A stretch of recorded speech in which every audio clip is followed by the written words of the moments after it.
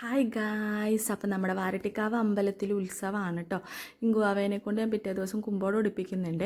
അപ്പോൾ അതിന് വേണ്ടിയിട്ട് തലേ ദിവസം കരട്ടമ്മയുടെ വീട്ടിൽ നിറയെ മുല്ലമൊട്ട് കിണുണ്ട്. അത് പറിച്ചുകൊണ്ട് വന്ന് മാല കെട്ടിക്കൊണ്ടിരിക്കുക കേട്ടോ. എനിക്കിങ്ങനെ മുല്ലമൊട്ട് പറിച്ചുകൊണ്ട് വന്ന് മാല കെട്ടാൻ ഭയങ്കര ഇഷ്ടമുള്ള പരിപാടിയാണ്. ഇങ്കുവാവ എന്നെ ഹെൽപ്പ് ചെയ്യുന്നുണ്ട് കേട്ടോ. കുറച്ച് മാല കിട്ടിയത് ഇങ്കുവാവിടെ തലയിൽ വെക്കാൻ വേണ്ടി മാറ്റി വെച്ചു.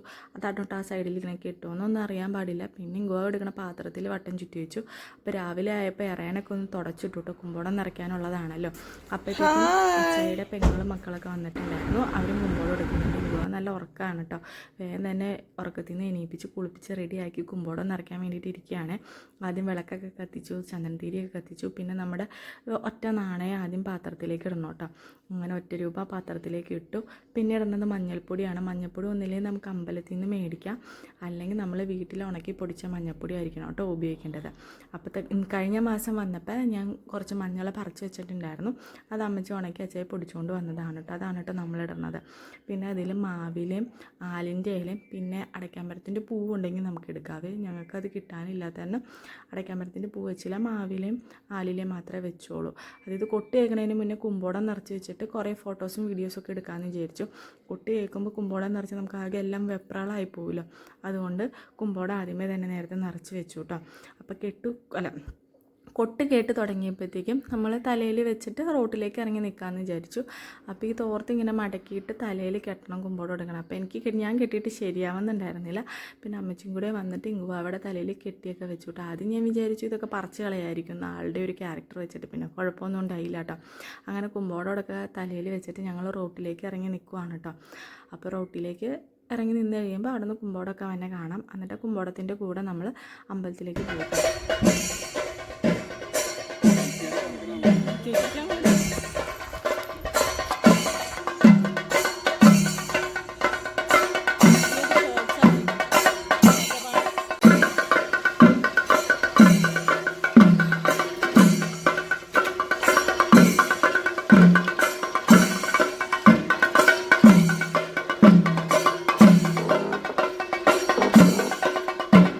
അങ്ങനെ കുമ്പോട് അമ്പലത്തിൻ്റെ അകത്തൊക്കെ അകത്ത് കയറി കഴിയുമ്പോൾ തന്നെ ചെണ്ടമേളം ഉണ്ട് കേട്ടോ.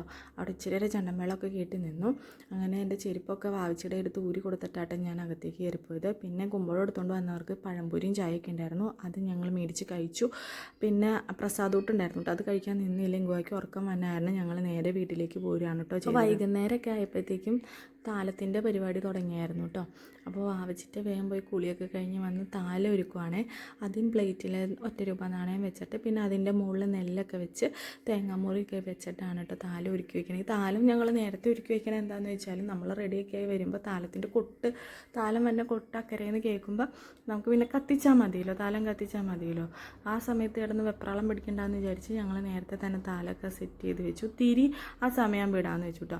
അപ്പോൾ വൈകുന്നേരം മുല്ലമുട്ടുള്ള കാരണം ഞാൻ അത് പോയി പറിച്ചുകൊണ്ട് വന്നു. ഒരാൾക്കെങ്കിൽ തലയിൽ ചൂടാൻ കിട്ടുമല്ലോ എന്ന് കരുതി അത് കോർത്തുകൊണ്ടിരിക്കുകയാണ് കേട്ടോ. ഞാൻ ഇങ്ങനെ കോർത്ത് കഴിഞ്ഞിട്ട് അതിങ്ങനെ കാണുമ്പോൾ എനിക്ക് ഭയങ്കര സന്തോഷം, എന്താണെന്നറിയില്ല. എനിക്ക് ഭയങ്കര ഇഷ്ടമുള്ള പരിപാടിയാണ് കേട്ടോ അത്, മുല്ലപ്പൂക്കെ കോർക്കാനായിട്ട്. അങ്ങനെ ഞങ്ങൾ വേഗം പോയി കുളിച്ച് റെഡിയൊക്കെ ആയിട്ടോ. പിന്നെ കൊട്ട് കേട്ടില്ല, അതിന് മുന്നേ ഞങ്ങൾ ചിരാതൊക്കെ ഒന്ന് കത്തിച്ചു ഞാനും അച്ചായും. കാരണം കൊട്ട് കേട്ട് തുടങ്ങുമ്പോഴത്തേക്കും കത്തിക്കാൻ നിന്ന് കഴിഞ്ഞാൽ നമുക്ക് സമയം കിട്ടില്ല. അത് പെട്ടെന്ന് താലം നമ്മുടെ വീടിൻ്റെ അവിടെയൊക്കെ എത്തും. അതുകൊണ്ട് ഞാനും അച്ചായും കൂടി നേരത്തെ തന്നെ ചിരാതൊക്കെ കത്തിച്ച് വെച്ചു കേട്ടോ. ഈ ചിരാത് നമ്മൾ ഓൺലൈനിൽ നിന്ന് മേടിച്ചതാണ് കേട്ടോ. ചിരാതല്ലത് മെഴുക പോലത്തെ സാധനമാണ്. രണ്ടാമത് റീയൂസ് ചെയ്യാൻ പറ്റുമോ എന്നൊന്നും അറിയില്ലായിരുന്നു. കാരണം ആൻറ്റിമാരൊക്കെ വന്നിട്ടുണ്ടായിരുന്നു. അവരൊക്കെ ഞങ്ങളുടെ അടുത്ത് ചോദിച്ച ഡൗട്ട് ഇതാണ്, ഇത് ഒരു പ്രാവശ്യമല്ലേ ഉപയോഗിക്കാൻ പറ്റുള്ളൂ, ഇത് കത്തി കഴിഞ്ഞാൽ പിന്നെ ഉപയോഗിക്കാൻ പറ്റുമെന്ന്. അപ്പോൾ അതറിയില്ല. തണുത്ത് കഴിയുമ്പോൾ നമുക്കത് ചിലപ്പോൾ ഈ റീയൂസ് ചെയ്യാൻ പറ്റുമായിരിക്കും, അറിയില്ല കേട്ടോ. എന്തായാലും നല്ല സാധനമാണ്. അത് കുറച്ച് നേരം കത്തി നിൽക്കും.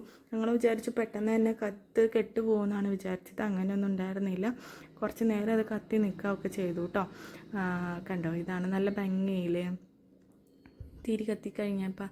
അപ്പോഴത്തേക്കും ഞാൻ ഇങ്കുവാവേനെയൊക്കെ കുളിപ്പിച്ച് റെഡിയാക്കി ആക്കി ഇരുത്തിയിട്ടുണ്ടായിരുന്നു. കൊമ്പ് കെട്ടി ഉറങ്ങിയ കാരണം എനിക്ക് കണ്ണൊക്കെ എഴുതി കൊടുക്കാൻ പറ്റിയിട്ട് ആദ്യമായിട്ടാട്ടോ കണ്ണ് ഞാനിങ്ങനെ എഴുതി കൊടുക്കണം. അത് എനിക്ക് ഭയങ്കരമായിട്ട് ഇഷ്ടപ്പെട്ടു. അപ്പോൾ വാവച്ചിറ്റയും താലം കൊടുക്കണ്ടായിരുന്നു. ആൻറ്റിയും കരട്ടമ്മയൊക്കെ വന്നിട്ടുണ്ടായിരുന്നു. അവരുടെ താലമൊക്കെ ഉണ്ട് കേട്ടോ. അപ്പോൾ ചേട്ടായുടെ പിള്ളേരൊക്കെ അധികം ഓടി കളിച്ച് കിടക്കുന്നുണ്ട്. അങ്ങനെ താലത്തിൻ്റെ കൊട്ടൊക്കെ കേട്ട് തുടങ്ങി ഞങ്ങൾ പുറത്തേക്ക് ഇറങ്ങി നിൽക്കുവാണ് കേട്ടോ.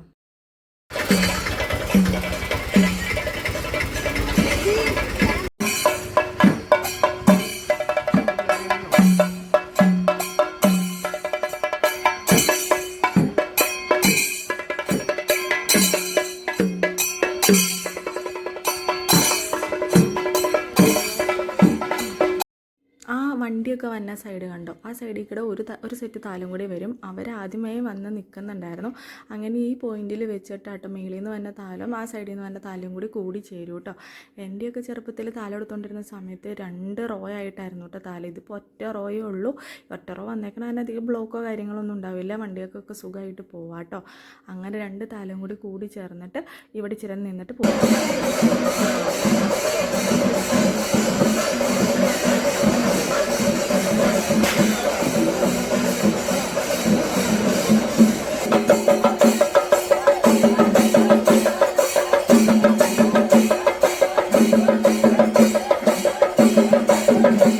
പാലകത്ത് കയറി കഴിഞ്ഞപ്പോഴത്തേക്കും അവിടെ ശിങ്കാരിമേളൊക്കെ തുടങ്ങിയിട്ടുണ്ടായിരുന്നു. പിന്നെ അത് കാണാനും ഭയങ്കര തിരക്കുള്ള കാരണം ഞാൻ അതിൻ്റെ അടുത്തേക്കൊന്നും പോയില്ല. അപ്പോഴത്തേക്ക് ആൻറ്റിമാരും ചേട്ടന്മാരൊക്കെ വന്നിട്ടുണ്ടായിരുന്നു. അവരോട് കുറേ നേരം വർത്താനൊക്കെ പറഞ്ഞുകൊണ്ടിരുന്നു കേട്ടോ.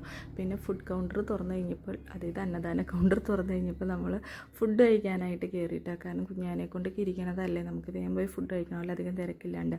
അങ്ങനെ കുഞ്ഞായ്ക്ക് ഫുഡൊക്കെ മേടിച്ച് കൊടുത്ത് ഫുഡ് കഴിച്ച് നല്ല പായസം ഉണ്ടായിരുന്നു. അങ്ങനെ പരിപാടികളൊക്കെ കണ്ട് ആസ്വദിച്ച് നിന്നപ്പോഴാണ് വാവച്ചിറ്റ പോയി എല്ലാത്തിനും ഐസ്ക്രീം മേടിച്ചുകൊണ്ട് വന്നത്. പിന്നെ ഐസ്ക്രീം കണ്ടുകൊണ്ടായി പരിപാടി ആസ്വദിക്കില്ല. നല്ല രസമില്ലേ ഗുവാവയുടെ കണ്ണ് വാലിട്ട് എഴുതിക്കണം. ഞാൻ ആദ്യമായിട്ടാട്ടോ അങ്ങനെ എഴുതി കൊടുത്തത്. എനിക്ക് ഭയങ്കരമായിട്ട് ഇഷ്ടപ്പെട്ടെ. അങ്ങനെ ഐസ്ക്രീം തീറ്റയൊക്കെ കഴിഞ്ഞ് കഴിഞ്ഞപ്പോൾ ചേട്ടായിയും ആൻറ്റിയൊക്കെ തിരിച്ചു പോകാമെന്ന് പറഞ്ഞു. അപ്പോൾ വീട്ടിൽ ഞങ്ങളെ ഡ്രോപ്പ് ചെയ്യാമെന്ന് പറഞ്ഞു കേട്ടോ.